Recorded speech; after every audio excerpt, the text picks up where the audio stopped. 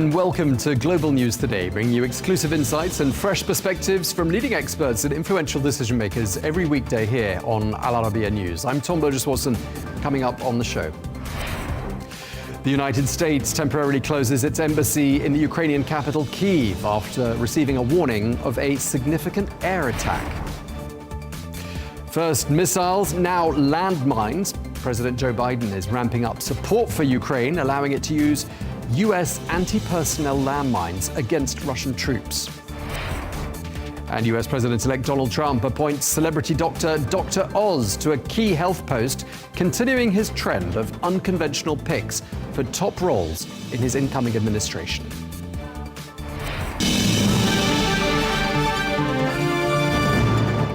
Hello and welcome to the program. We begin with the temporary closure of the US Embassy in Ukraine. This after they received information of what was described as a potential significant air attack. This as air raid sirens sounded right across Ukraine and the capital Kyiv. Well, the US Embassy has recommended that its nationals be prepared to shelter immediately in the event that an air alert is announced. Well, on the same day the alert was issued, a loud explosion was heard in the capital as Ukrainian air defenses shot down a drone over Kyiv. While falling debris sparked a fire in a residential tower. Well, another air raid alert was heard later on in the day. Well, I'm joined now by Volker, who is the former US ambassador to NATO, and also the former US Special Representative for Ukraine negotiations under President Donald Trump. Thank you very much indeed for joining us. You were in that position during the years 2017 to 2019 as the special negotiator. I just want to ask you, first of all, about these embassy threats. What's your understanding of what's going on here? Well, because of the Biden administration's decision to lift the restrictions on the use of ATACMS so that they can be used at longer range, which is a restriction that should have never been invented to begin with, they're now concerned that there might be Russian counterattacks or Russian escalation. There are, of course, Russian attacks on Kyiv and other major Ukrainian cities every single night. So this is nothing particularly new. But I guess they had some intelligence that a big one would come after this, so they decided as a matter of caution just to close the embassy. I do have to say, however, I think it would be very unwise and very unlikely that Russia would deliberately attack a U.S. embassy. Yeah, I mean, I wanted to ask you a little bit more about these ATACMS, because as you say, and as you've said in other interviews, Ukraine should have been given them long ago. You've suggested that these weapons might somehow bring President Putin to the negotiating table. Correct me if I'm wrong, but what did you mean by that? Yeah, that's not quite the way I put it. What they will do is force Russia to react. Russia's still going to attack Ukraine. No one should have any illusions about that. They've been attacking Ukraine for nearly 3 years in a row now, so they're not going to change. But it will allow Ukraine to hit back at a greater distance, with precision against where the Russians are attacking from, against fuel, ammunition, supply depots. So it's going to complicate Russia's effort. And I think we're going into a phase right now where Putin is realizing that his own military is in a relatively weak position. He doesn't have the personnel to refill the ranks. He's getting them from North Korea. He doesn't have the artillery shells. He's getting those from North Korea. He doesn't have the drones. He's getting those from Iran. But I think he knows his window is limited here. So he's going to try to grab as much as he can now during this presidential transition on the expectation that there will have to be some kind of settlement or at least stabilization of the conflict next year once Trump is in office. We'll come on to that in just a moment, looking ahead towards the Trump administration. But in terms of how Russia responds, are you not concerned at this stage that this, which is described as a massive escalation, i.e. the supply of these ATACMS to Ukraine, might trigger some sort of major response? Yeah, it is. It makes me laugh to hear the Russians call this a massive escalation. Russia has been attacking Ukraine with long-range missiles, with drones, with ballistic missiles, everything you can imagine for nearly 3 years now. They've been abducting children. They've been deliberately targeting civilians in civilian areas. They've been trying to knock out the heat and the electricity so that people suffer through the winter. That is all just incredibly outrageous behavior. And then here we take a self-imposed limit of only firing a certain number of kilometers into Russian, or not even into Russian territory, because that was a gesture toward Russia, and we removed that, and now they're somehow, grievously offended. It is funny how the Russians are able to twist this that way. Yeah, I mean, just listening to what you're saying, and quite dramatic language, as you say, Moscow has been using with regards to the provision of these weapons to Ukraine. I mean, there does seem to be, doesn't there, of course, with these veiled threats and the possibility of attacks on embassies in Kyiv, it seems there's a strong sort of psychological dimension to Russia's war effort. That's exactly right. You put your finger on it. They are trying to get inside our heads to deter us from taking actions that we're capable of. And one of the reasons for that is because it has worked in the past, so they want to keep doing it. Another reason is that they are not capable of escalating. They don't have the troops. They don't have the ammunition. It's not as if Russia is attacking Ukraine half-heartedly right now and holding back its main effort. Quite the contrary. They are losing up to 1,500 people a day on the front line, striving as hard as they can to take just inches of territory. They don't have the capability to escalate, but they want us to think they do so that we back down.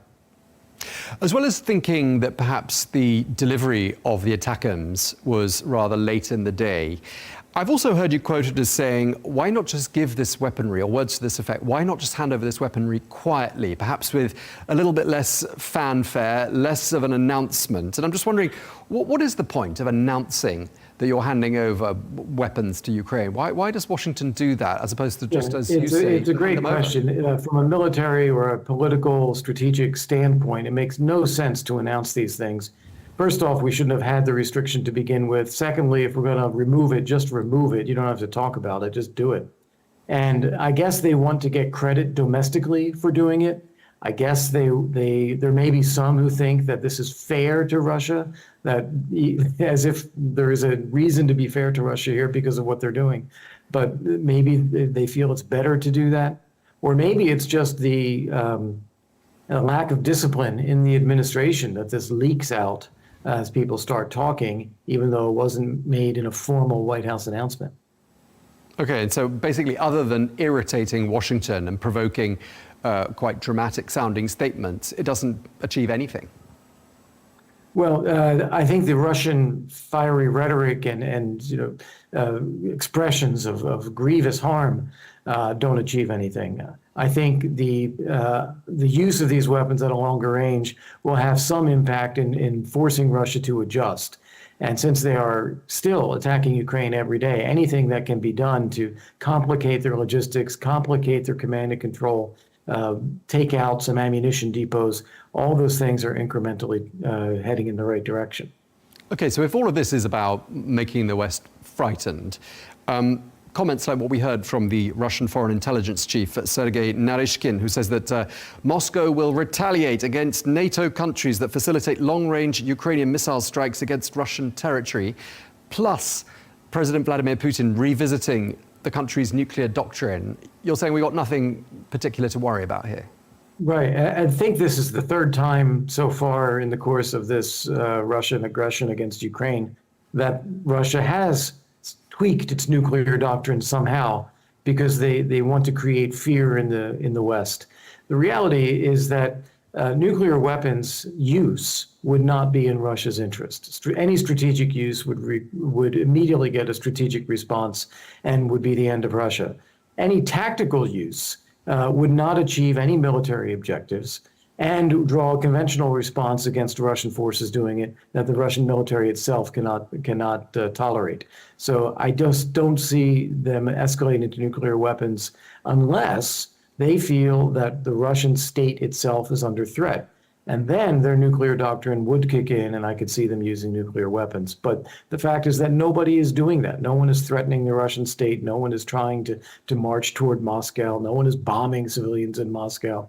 So these are just threats aimed at influencing Western decision-making. China sounds a bit worried. We've got a statement from China in response to the lowering of the threshold for a nuclear strike. China saying there must be restraints on all sides, calling for people to remain calm. I mean, do you see China playing potentially a useful role here at all? Well, useful is a bit of an overstatement. I think that China does not, they certainly don't want to see nuclear weapons use. They also are not terribly comfortable with Russia's reckless waging of this war. It has united the West, it has exposed Russia as weak, and it is now, China is now being linked to Russia in ways that undercut China's own objectives of being seen as a legitimate power broker in East Asia. So I think the Chinese would be very happy if this war just went away. Let's go back to what we were talking about a little earlier on. You mentioned the advent of the Trump administration in just under, well, exactly 2 months from now. And speaking in Prague in August, again, correct me if I'm wrong in paraphrasing you, but you said words to the effect that Donald Trump is serious about ending this war. And I just wonder how you think he's going to do this and how he's going to negotiate a deal and at what cost. Yeah. So the key thing here, and what President Trump frequently refers to, is President Reagan's comment of peace through strength. He constantly points to President Biden as having been weak, and Putin and Iran and others having taken advantage of the United States because of America's weakness under Biden. The implication there is that he wants to show strength and change their behavior by being strong. I think what he will do in the case of Russia's attacks on Ukraine is call Putin, as he said he would, and tell Putin to end the war. Now, Putin will have demands, and I think Trump just needs to stay firm and say, you need to end the war, or else we are going to continue to give Ukraine all the weaponry and all the support that it needs on a lend-lease basis so they can borrow it and pay us back later. But you're going to find that this is not going to work out well for Russia. You need to end the war now. I think that Putin, for his own reasons, as we mentioned, their military is in a much weaker position than they want to admit. Their economy is in a much weaker position than they want to admit. And they're not going to be able to keep this up for years on end. So I think that Putin may actually be getting ready for that kind of conversation as well and agreeing to take a pause in the war. Now, I don't believe that he would give up on his objectives. It would just be a matter of taking a break in the fighting for a while. But we would need to use that break to then stabilize the conflict, strengthen Ukraine, provide permanent security guarantees and economic integration of Ukraine into the West. But you've also said in the past, sorry to keep quoting you back to yourself, you've said that Putin is wily, he's cunning, and he wants all of Ukraine. I mean, therefore, doesn't Donald Trump have mission impossible in trying to negotiate some sort of a settlement with him? No, just what I just now said is that Putin will, he may look for a pause in the war, and then he would use that to try to regroup with the intent of taking Ukraine again, some point in the future, attacking again. We need to understand that. We need to know that's what he's going to do and take our own steps to prevent that to prevent him from being able to do that. That's what I'm saying there. We do need an end to the fighting, but then we also need to pivot that to a permanent peace, and that's going to be through strengthening Ukraine, strong security guarantees, ideally NATO membership, and integrating them into the Western economies. How would you describe the nature of the relationship between those two men, Donald Trump and Vladimir Putin? Well, in a odd sort of way, what you would say is they respect each other because they are both people who understand power and how to use power, and they see that in the other. So it's not a matter of disrespect or knowing that the other's weak or taking advantage of them. I think they understand that their counterpart there, the other guy, actually understands the use of power too. That in some ways may make for a better negotiation. And having been in the position you've been in as a negotiator for Ukraine in 2017 to 2019, I'm just wondering what your experiences of negotiating with Russians. Have you had to do that? What sort of mindset there is on the Russian side? You know, what sort of insights can you offer us into what it's actually like to sit down and do negotiations with the Putin administration? Well, the first thing is that there's only one decision maker in Russia, and that's Vladimir Putin. So whoever you're talking to doesn't have any leeway on their own. They're just there to be someone to talk to. But the idea is that you have to influence Putin's decision making. Back then, 2017 to 2019, there was no hot raging war of the kind that we have now. There was a hot war, but it was only a few people a week who were getting killed, nothing as big as it is now, and the front line was not moving. So this was not a major priority for President Trump at the time. A lot has changed since then. But at the time, then my Russian interlocutors would fill the time by talking, but not really be able to make any decisions. I used talks basically to try to explore if there's anything possible. I felt that a couple times there were things worth exploring, but in the end, Putin decided that he wanted to keep things as they were. I mean, do you think that you and your colleagues and even Donald Trump saw any of this coming? Donald Trump obviously left office in 2020, beginning of 21. Do you think he saw things coming to the point that we've reached now? Well, you can never predict with certainty what's going to happen in the future, but the idea that Russia would continue to have designs on Ukrainian territory and the possibility of future attacks, absolutely. That's why in 2017, it was President Trump who agreed to lift the arms embargo on Ukraine. You'll remember that President Obama and Chancellor Merkel agreed on not providing Ukraine any lethal defensive arms. Trump reversed that and gave them their first anti-tank systems, and that opened up the gateway for others to provide lethal systems, knowing that Ukraine is going to have to be capable of defending itself someday. And just lastly, I mean, a lot of rhetoric about the Third World War. It hasn't just come from Moscow, I would add. Donald Trump Jr. Suggested, and some people in the inner sanctum of Donald Trump have said that President Biden is somehow leading the United States and the West into the Third World War. Just to end, really, I mean, how would you assess that threat level? Do you think it's really a reality that we're edging closer to a situation where there is an all-out Third World War?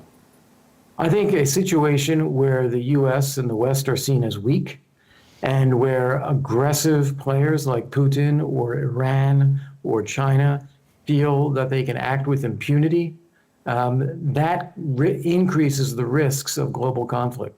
And that's exactly what we've seen over the last 3 years. We've seen Russia invade Ukraine. We've seen Iran unleash its proxies in the growth of this war in the Middle East. We've seen increasingly aggressive Chinese behavior against the Philippines, against Vietnam, threats against Taiwan, and that's all because they perceive Western weakness. So restoring a position of strength and trying to maintain peace through a position of strength is the way to prevent a Third World War. And if we don't do that, the risks increase. All right. Well, thank you very much indeed for taking the time to speak to us. Kurt Volker, thank you so much. Pleasure. Thanks, Tom.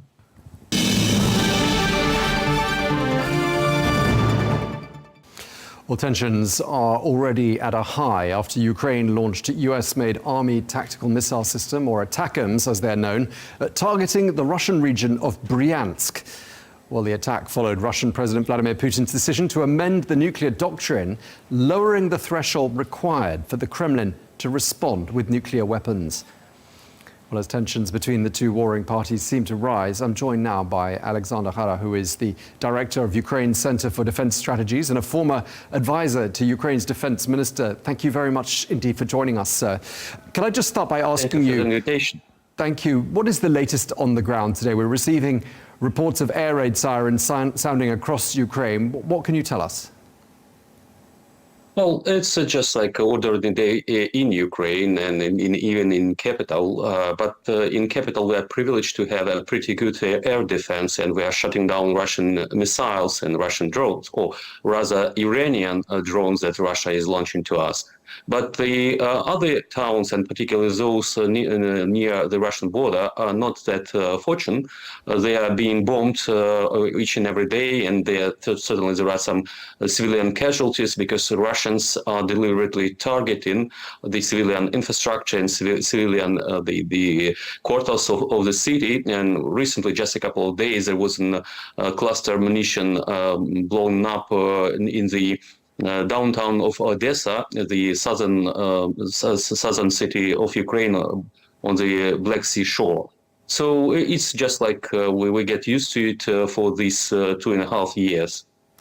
You make it sound like it's something that everyone is getting used to there, but what's your understanding of why embassies, notably the US embassy and some other embassies in Kyiv, have decided to sound the alarm and close?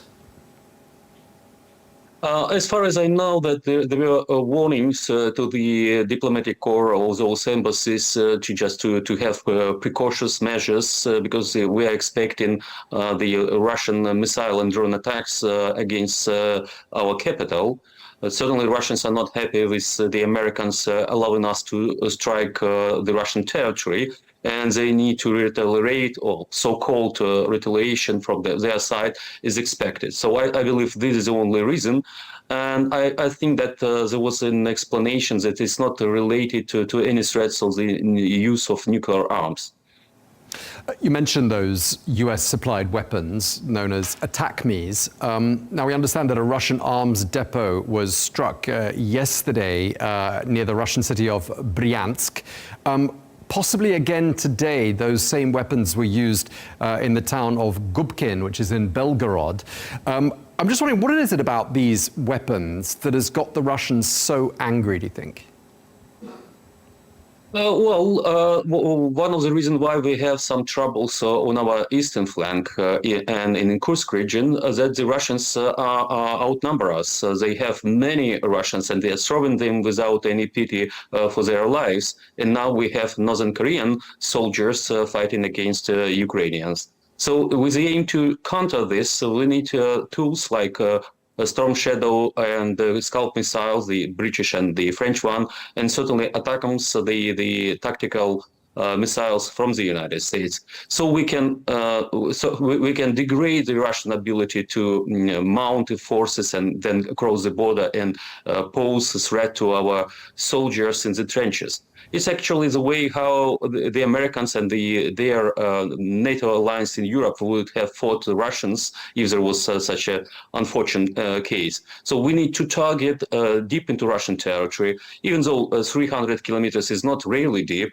But we need to target the command and control centers, the depots and the stockpiles of weapons with the aim to reduce ability of the Russians to attack us in the front line and with the aim to push Russian logistical hubs in the out of this range, so they will have some additional, let's say, difficulties of mountain forces and the additional difficulties of maneuvering near our border and getting into the Ukrainian territory. Yeah, so clearly these weapons have caused anger in Moscow. They've also caused some anger in Ukraine itself. And I think I'm right in saying you're one of the people who thinks that these weapons should have been supplied much, much sooner. You've said they've come very late in the day, and you've been raising this question as to why they weren't supplied by the United States until 1,000 days into the conflict. I mean, what is the feeling there in Ukraine? Why did this weaponry come so late in the day?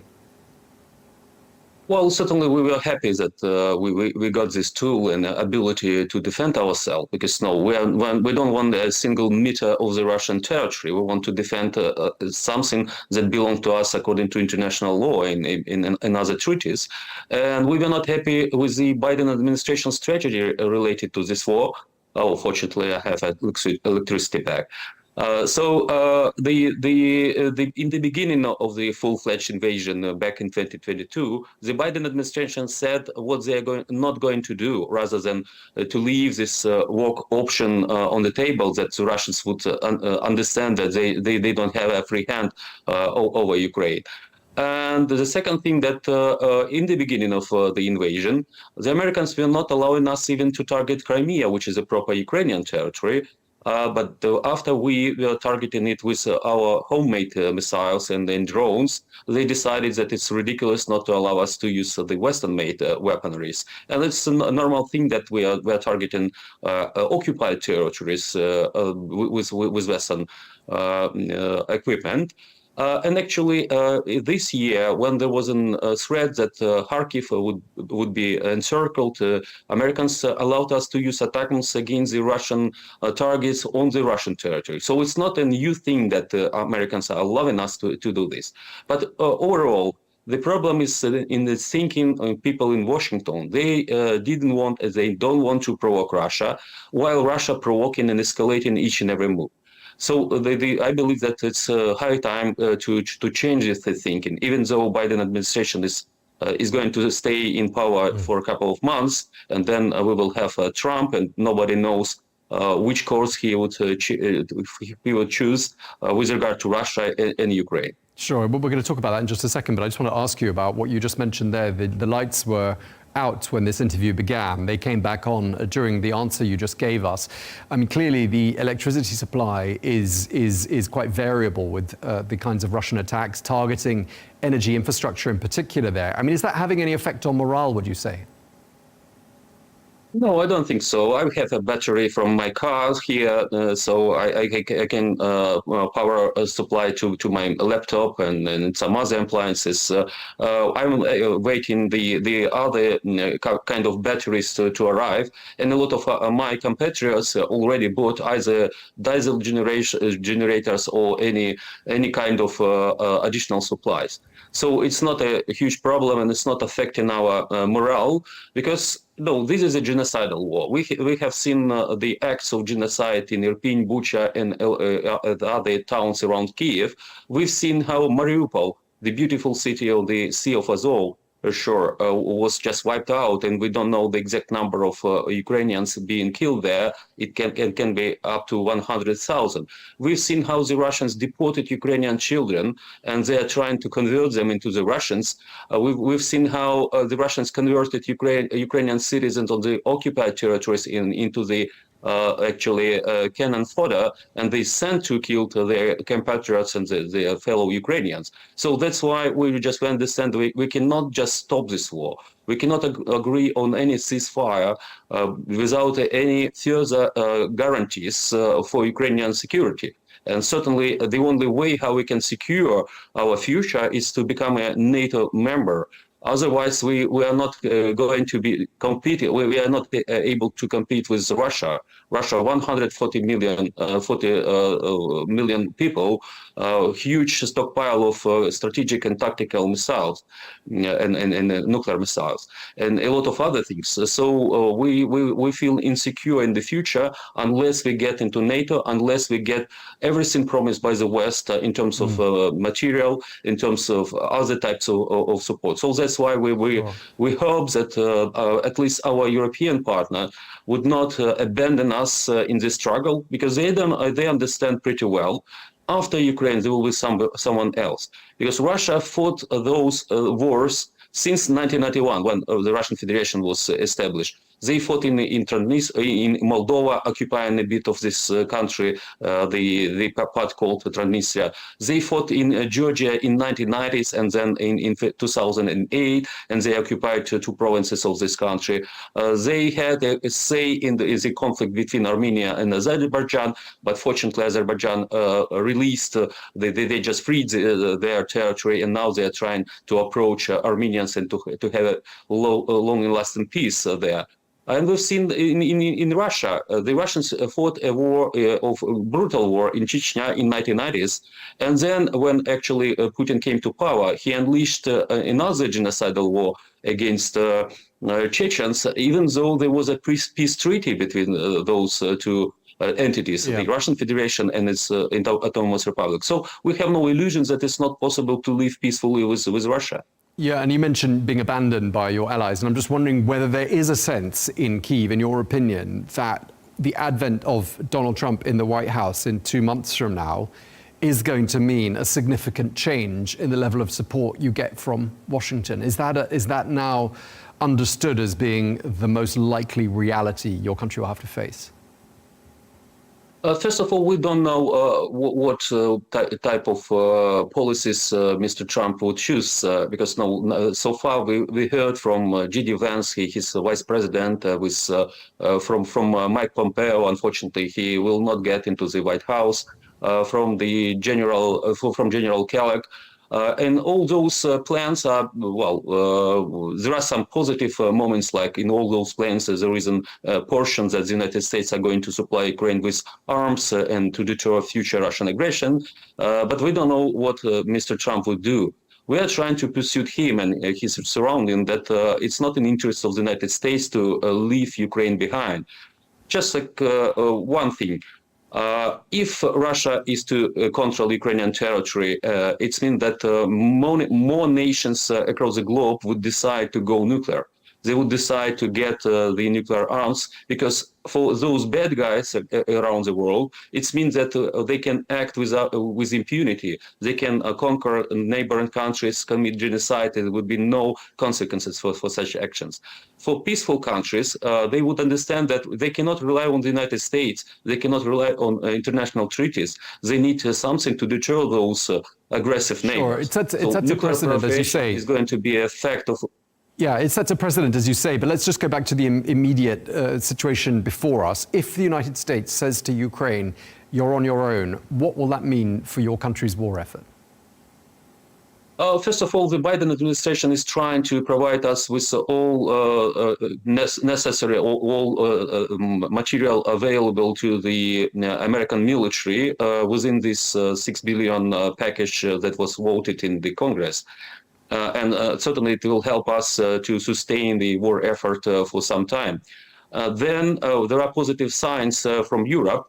Now 5 defense ministers of the major European countries are meeting, and they are just trying to find a way how to sustain this support to Ukraine and how to strengthen themselves. Because Mr. Trump was critical about NATO, and he was right in doing so. When he was a president, it was just like a few countries spending 2% of GDP for their defense. Now it's 2/3 of NATO countries, but not all. And people believe that it's not enough. They need to raise this. It's not a ceiling, but rather the floor, or the minimum up to 3%. So the Europeans are trying to fill the gap if there is a decision by Mr. Trump to cut supplies of arms and other assistance to Ukraine. And we're not going to stop fighting. As I said, it's a genocidal war. We cannot afford to just like to lay down our arms and just give our fate into the hands of bloody murderer Putin. But supposing the Trump administration says, right, everybody sit down, we're going to talk about this, there's going to be a negotiated settlement. I mean, if you look at the reality, which is that Russia controls about 1/5 of Ukraine's sovereign territory, at what price do you think that peace or that truce might come at? Well, we don't believe in peace with Mr. Putin and people around him because they've been fighting this war since 2014 when they illegally annexed Crimea and started a proxy war on Donbass. So I don't believe a single word of Mr. Putin. And actually, I should say that the majority of Russians would love to see Ukraine disappeared from the political map and Ukrainians being converted into Russians. So it's not just a problem with Mr. Putin and his henchmen around him, but the Russian society in general. And we cannot agree on any territorial concessions for several reasons. First and foremost, if you're talking about Crimea, it's strategically important peninsula, and the Russians can use it again as a bridgehead to attack Ukraine. And actually, our European partners should be worrying about the idea that Crimea is in Russian hands, because the Black Sea Fleet, and particularly these missile ships that they have there and missile submarines, are the threat to the European continent. With those missiles, they can deliver nuclear warheads up to the British Isles. So it's better for us to liberate Crimea and to secure sea lines of communication, to feed the world, to avoid this food shortage in Africa, in Asia, and some other continents and countries. And we are not going to agree on that. We are not going to agree on the limitation of our sovereignty. I mean, our idea to become members of NATO and the European Union that the Russians want to deny us for. So I don't see the space for negotiation. I don't see any compromises from the Russian side. It's not that Ukrainian side is now retreating and we are not capable of defending ourselves. We just lack material. We lack jets. We lack tanks and other stuff that would change the situation on the battlefield. While the Russians, even with support of China, which supports economically and provides Russia with the dual-use goods, with Iran sending their drones, and with Northern Korea sending their military people and the shells and a lot of other things, the Russia is coping with this war. They are not capable of, getting through our defense lines such a pace that would be threatening us. Now we are murdering, we are just like eliminating the Russian forces with a rate up to 1,600 per week. So it's a huge number of the Russian soldiers or the Northern Korean soldiers being killed. And the Russians are not capable of regenerating this force. They will have troubles in economy. And even the chief of the central bank of Russia said that they have problems with inflation, with the labor market. They cannot get enough labor force to fill the business needs and other things. And certainly, with the, one of the most positive things that will happen when Mr. Trump is in office, he's going to unleash the production of oil and other resources in the United States. He will approach Saudi Arabia, and thus Saudi Arabia may change its mind and help the United States with increasing production of oil, which will hit hard the Russian economy, dependent on the export of these energy commodities. Right. So we just like we're in dire straits. But it's not hopeless, and we have a will to fight. We have people to fight, even though we have some troubles with mobilization. Okay. But if there is enough Western material, tanks, the armored vehicles, artillery, and other things, we will change the situation on the ground. Right. We show it in Kursk counteroffensive operations that we're capable of fighting the 21st warfare, not just sitting in the trenches like in the First World War in the east of Ukraine. Okay, we're going to have to leave it there. We're out of time. Thank you very much indeed, Alexander Khara. Thank you very much for your time. Thank you for having me.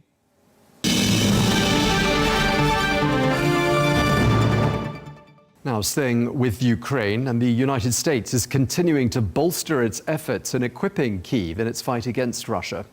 Well, President Biden is reported to have approved the provision of antipersonnel landmines. This in the hope of halting Russian ground troops from advancing further. Well, let's get more analysis, and we can speak now to Captain John Foreman, the former UK Defence Attache to both Moscow and Kyiv. Thank you very much indeed for speaking to us, Captain Foreman. First of all, do you think Washington is right to provide Ukraine with anti-personnel landmines? Yes, I do. I think Ukraine's got an inherent right to defend itself from hostile attack by Russia. And as we've seen over the last year or so, Ukraine has been forced back by the Russian forces in Donbass since the failure of its own offensive in 2023. I mean, the fact is that these landmines, or anti-personnel mines, actually work against the sort of tactics the Russians have been using. And anything I think the US or indeed the West can do to bolster Ukrainian defences should be welcome. Quite late in the day, 1,000 days into the conflict, why is the Biden administration providing all of this military hardware at such a late stage? Well, there's a sense, I think, of Biden being demob happy. I mean, he's only got 2 months left before he leaves office. And obviously, a lot of the support was sort of stopped or slowed down during the presidential campaign because Democrats didn't want to give the Republicans a stick over which to beat Kamala Harris over during the campaign. But I think since Democrats lost and Trump won, I think Biden's trying to give the Ukrainians the best fighting chance possible to hold on to their own lands and also to set new conditions when Trump comes into office in January. So how do these types of weapon, these kinds of landmine, actually change the situation on the battlefield? The essence of this question being really, what sort of a difference are they really going to make and how? Well, I think Ukraine has actually been using landmines so far, whether they were their own store, whether they've actually sourced them from elsewhere, because Russian troops are reported to have had landmine injuries over the last 2.5 years. I mean, Ukraine's been also using anti-vehicle, anti-tank mines quite extensively to slow down armoured attacks. But of course, as the tactics have changed and Russia's been forced to use small-scale infantry attacks on foot, Ukraine needs a weapon to defend against that, to avoid sort of insidious attack day after day, night after night against the Ukrainian lines.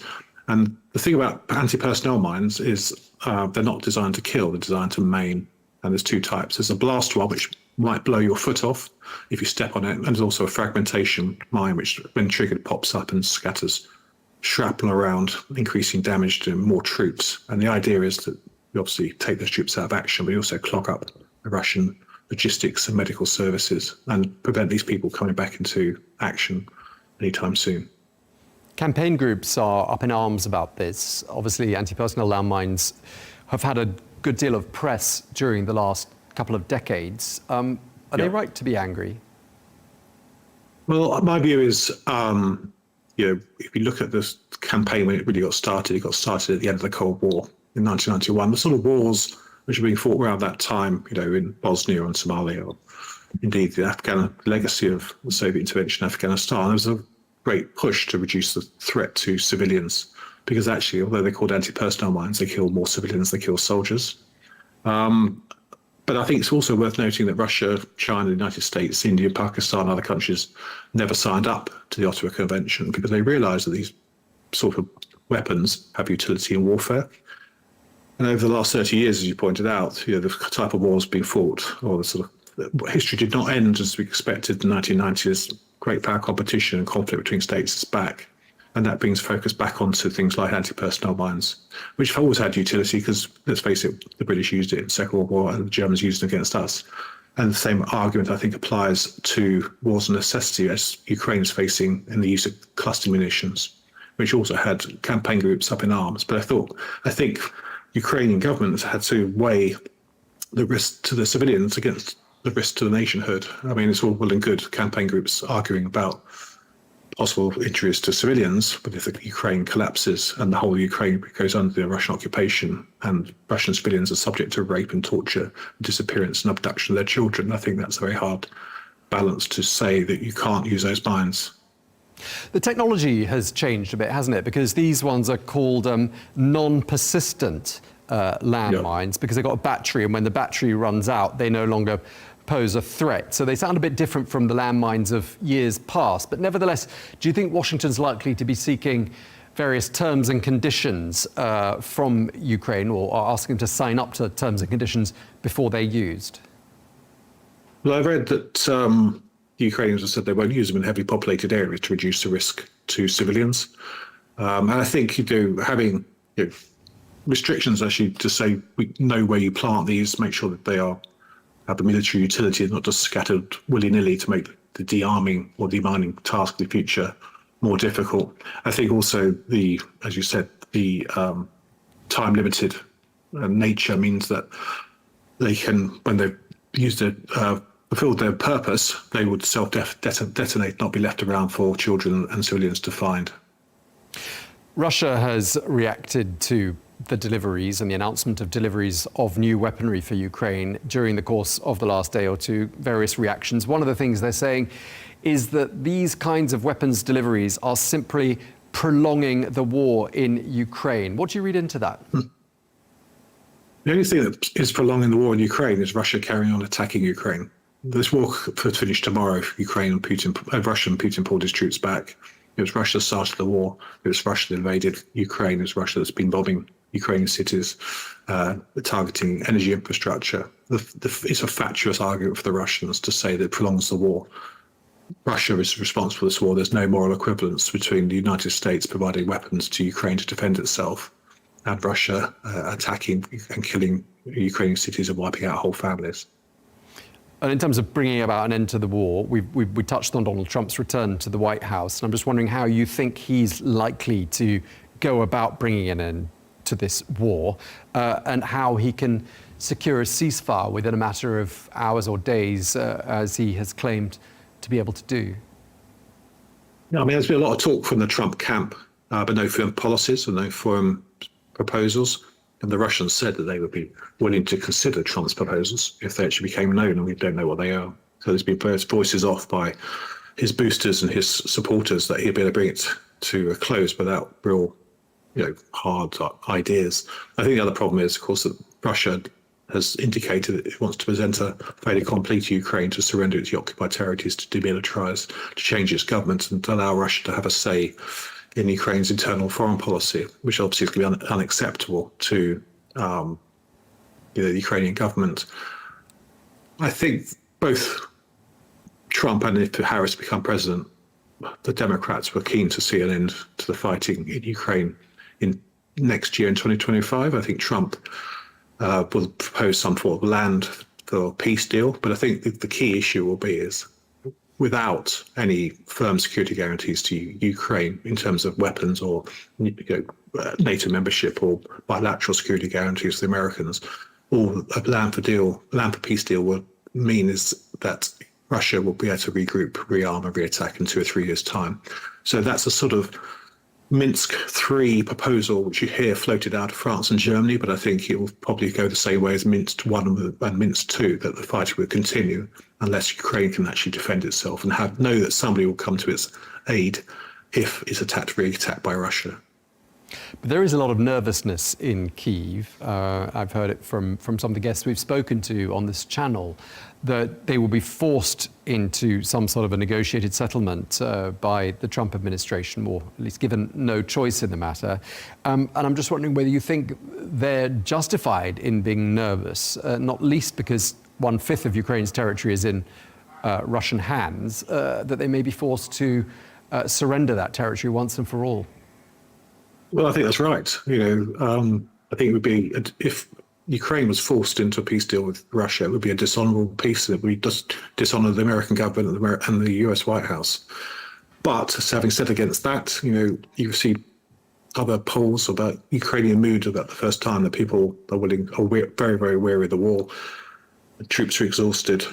And what's the right balance between guaranteeing or ensuring a sovereign democratic Ukrainian state continues, or risking the war going on against a superior nuclear armed state and risking the collapse of your army.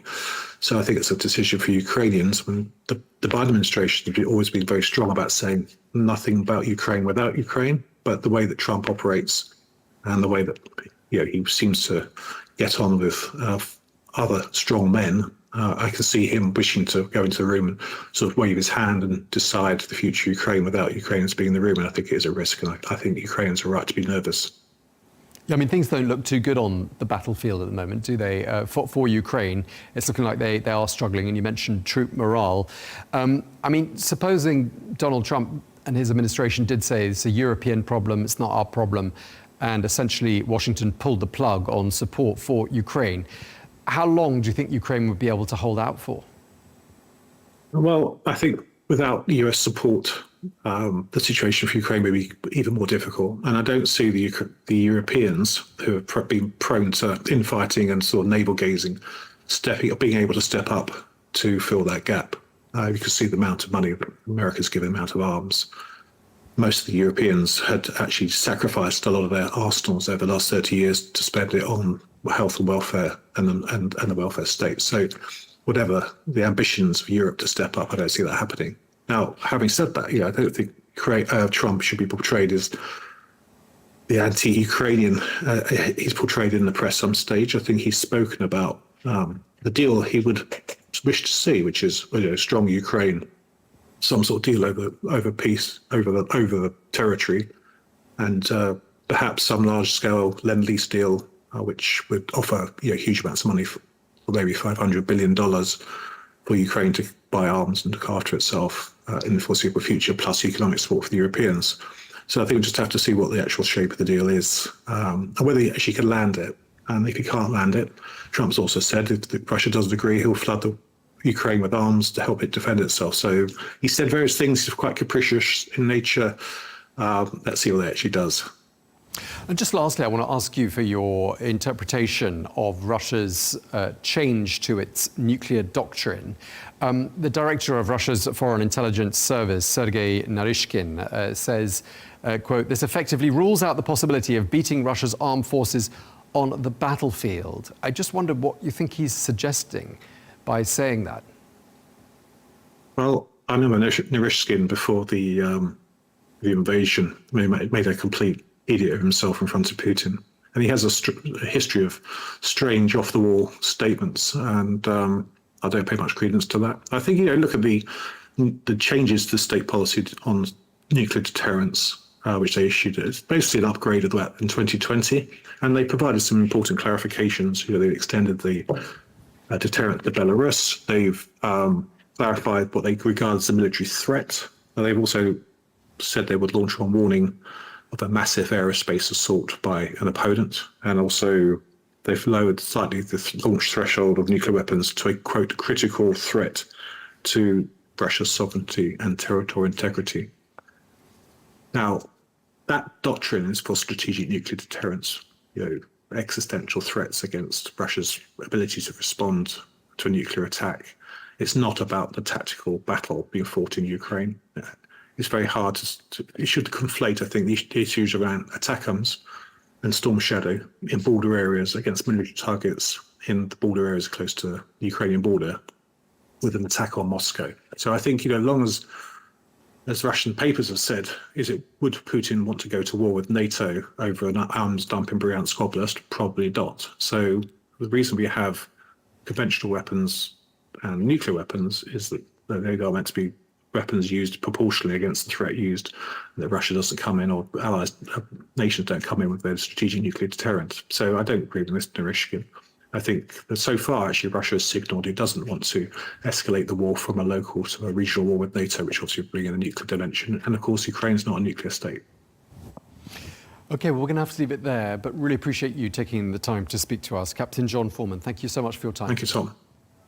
Thank you, Tom.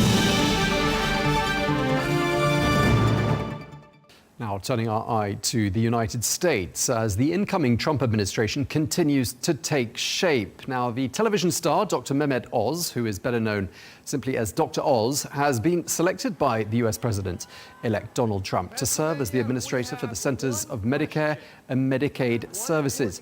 That is a key federal agency that oversees health insurance coverage for more than 150 million Americans. Well, in a statement, Donald Trump said that America is facing a healthcare crisis, and he expressed confidence that no physician is more qualified or more capable than Dr. Oz to make America healthy again. Well, Donald Trump and Dr. Oz have a history of supporting each other politically. In 2018, Trump appointed the cardiothoracic surgeon and TV personality to the Presidential Council on Sports, Fitness and Nutrition, reappointing him in 2020. Then in 2022, Oz ran for Senate in Pennsylvania with Trump's backing, but failed in his election bid. After launching the Dr. Oz show in 2009, Oz became one of the best-known doctors in America, principally due to his appearances on the Oprah Winfrey Show. However, his views on COVID-19 raised some eyebrows, especially when he suggested using an anti-malarial drug as a treatment for the virus. Well, to talk more about this appointment and others, I'm joined now by Mary Jo Jacobi, who is the former Special Assistant to President Reagan and former Assistant Secretary of Commerce under George H.W. Bush. Thank you so much for joining us. Let's start by talking about Dr. Oz. He's going to be leading the Centers for Medicare and Medicaid Services. A budget of $1.7 trillion per year. Do you think he's the right man for the job? I think that he is a physician. He is a well-known personality. He is committed to President Trump's agenda of cutting the budget and of improving America's health. And so I think in the mind of the president, which is the major mind that matters right now, he is qualified. He will have to go through Senate confirmation when he is formally nominated next year. That will be a challenging process. I've been through it. It's a challenging process for everyone, but the more well-known you are, it seems, the more challenging it will be. So he will not have an easy ride, but my guess is he will be confirmed. As I said in the introduction, some of his opinions are not universally respected in the scientific community, and I'm just wondering whether there's anything about him that worries you in particular.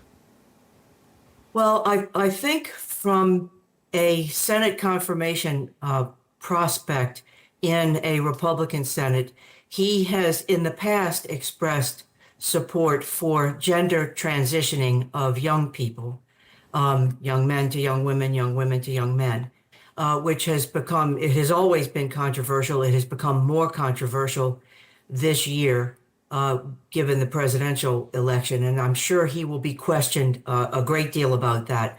And of course, as you mentioned, some of his comments and his support for some unusual drugs during the COVID period. But let's face it, a lot of doctors and others were getting pretty crazy about things that they thought might help us with COVID because we were in uncharted territory. So he will face a lot of questions. But he is a skilled communicator. And I think one of the things that's common, if you look at the breadth of President Trump's intended appointees so far, most of them have a lot of experience in communications, and in particular television.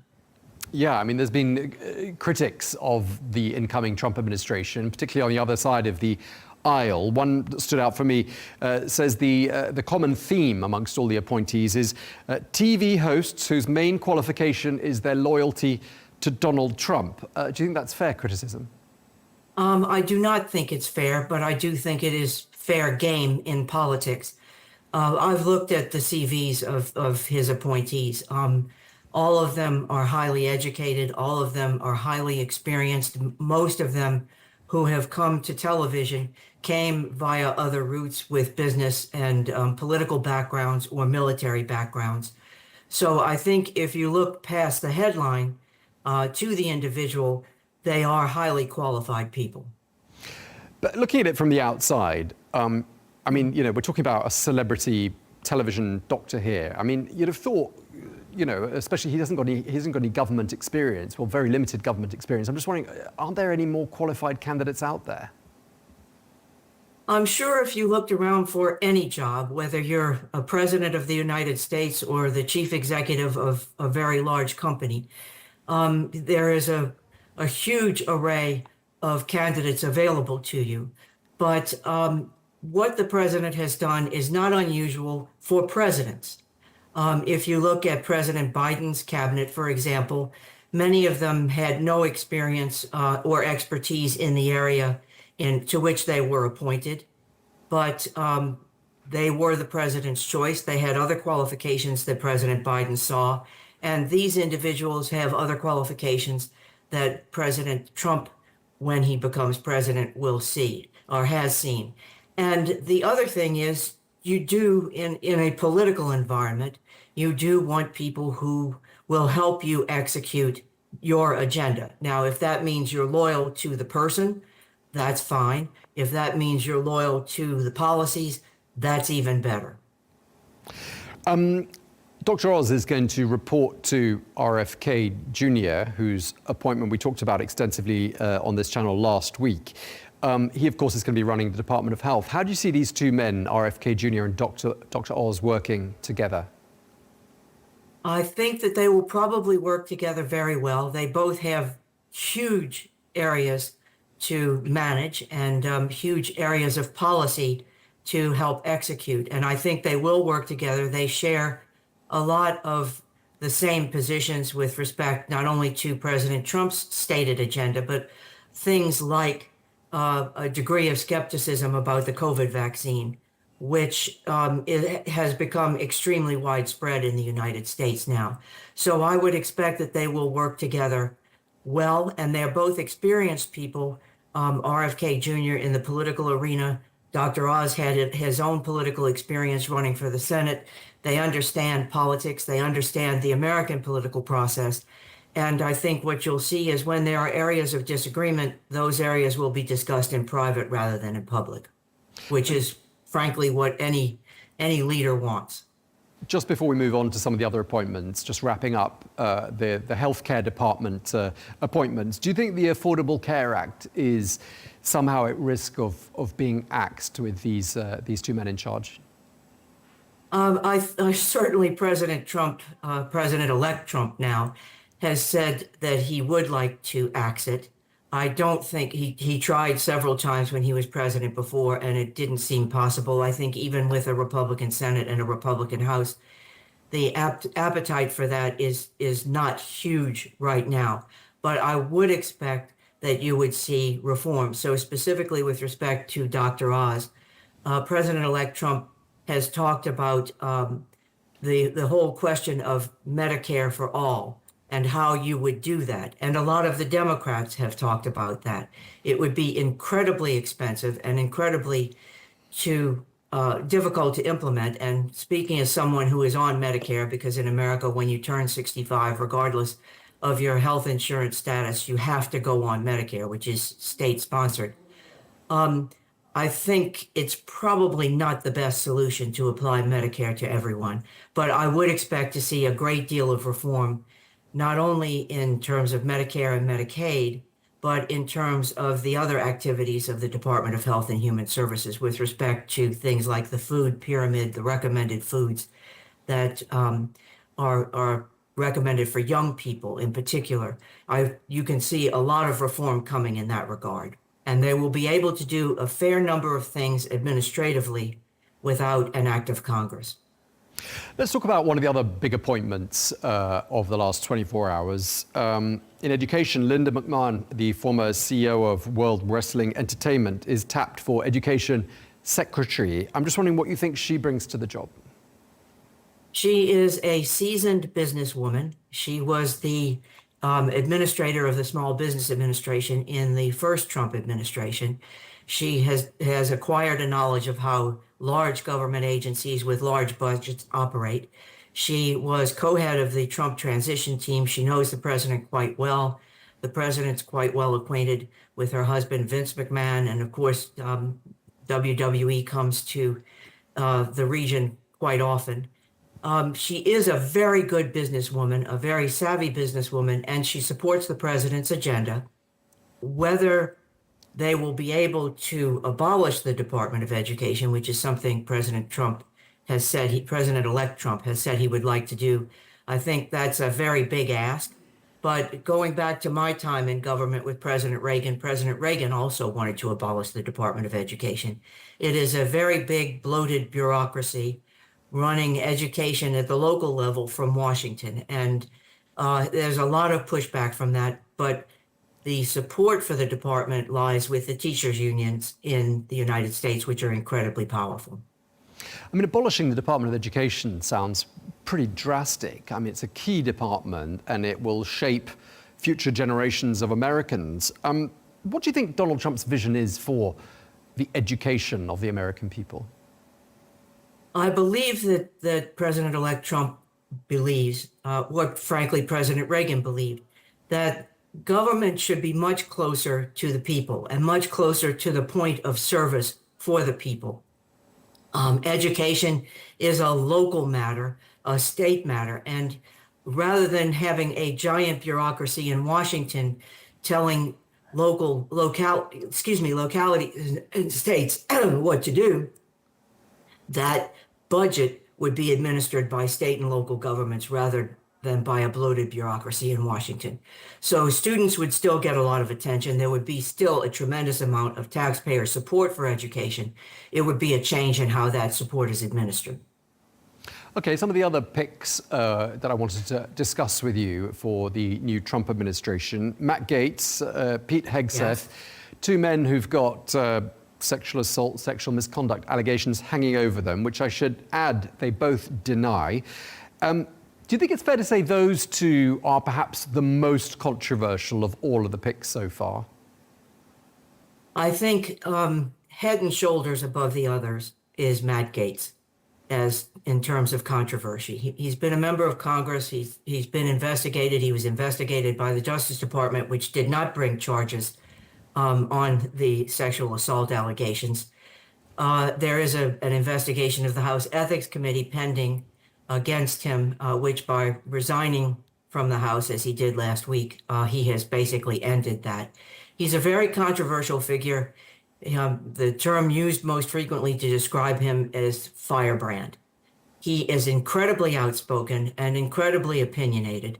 And he does have views about the criminal justice system in the United States, which of course is the province of the Department of Justice. With respect to Pete Hegseth, he again is a highly educated, Princeton-educated young man in his 40s, popular because of his appearances on Fox News in America. He is a military veteran, a highly decorated veteran.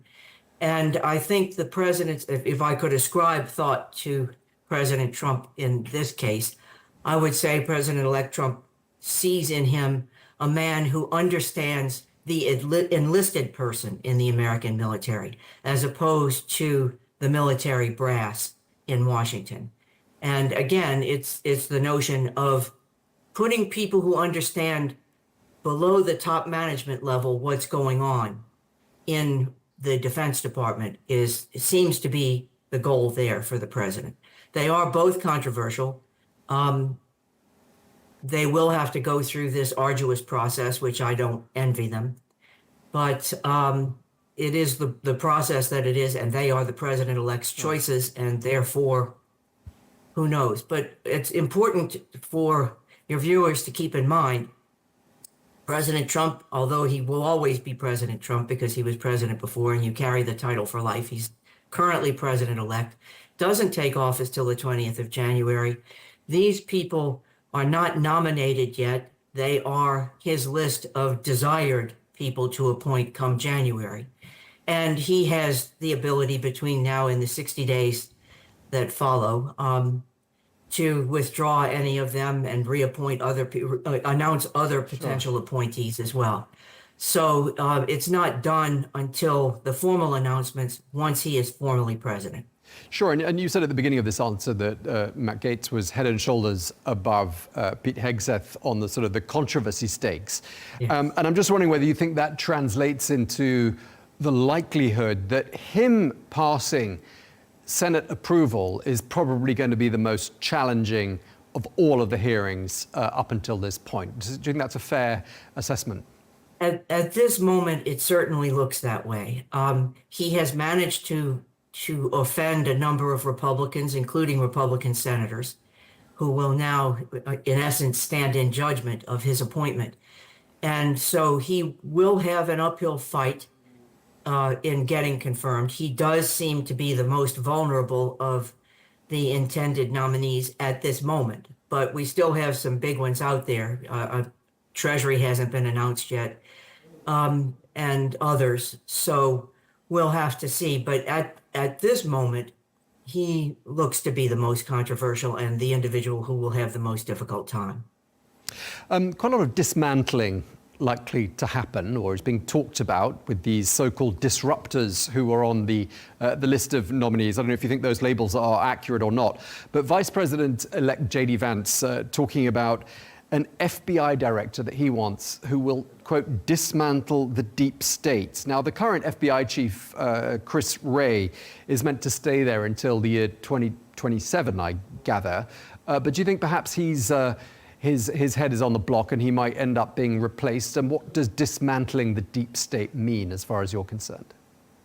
Well, if you look back through recent history, going back to when Donald Trump ran for president in the first place in 2020, and then again, in 2016, and then again in 2020, and of course this time, there were a number of senior, I think the number was 51 exactly, current and former CIA, FBI, Department of Justice, and other intelligence officials who came out very strongly in opposition to his presidency, to being elected in the first place during his presidency.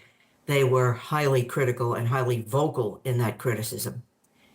And that is the deep state. These are the people, what Ronald Reagan used to refer to as the nameless, faceless bureaucrats beneath the political appointees, some of which are political appointees, like the FBI director and the CIA director. But what I would expect that very early in the administration, the president will order that those security clearances be lifted. That means they won't have access to top secret information from inside the government anymore. And you will see a whittling down of the power of these unelected officials in government to control or influence the agenda. It's going to be a very difficult thing. I think what you will see is a concerted effort, not just on the part of the CIA director and the FBI director and the vice president of the United States, but also the DOGE group, the Department of Government Efficiency group, led by Vivek Ramaswamy and Elon Musk. I think you will see them working together with the vice president and others in the administration to try and rein in the unfettered power of the federal government of the United States. Yeah, rein in unfettered power, and they have another massive challenge, which is to unite a deeply divided country. And I'm just wondering, lastly, whether you think Donald Trump plans to try and unite the United States, and if so, how he plans to do this. It will be interesting to watch how Donald Trump goes about this, because he has been and remains a divisive figure. But the difference between now and come January and January of 2016 is he does have a mandate. He won more of the popular vote than his opponent did. He won the Electoral College with 321 votes. He took the Senate and retained the House of Representatives. That is a mandate. It is not a landslide, but it is a mandate. He has been elected by the people to do this. The other thing that's interesting, if you listen to political pollsters, which are largely discredited right now, but one of the things that came through loud and clear in this campaign that worked to Donald Trump's favor is the question of disruption. And a majority of Americans, a clear majority of Americans, either wanted major disruption or chaos. They were in favor of that. And Donald Trump is the candidate to deliver that. Okay, well, we'll have to wait and see how events unfold. Thank you very much indeed. Mary Jo Jacobi, thank you very much indeed for speaking to us. Thank you, Tom. It's been a pleasure.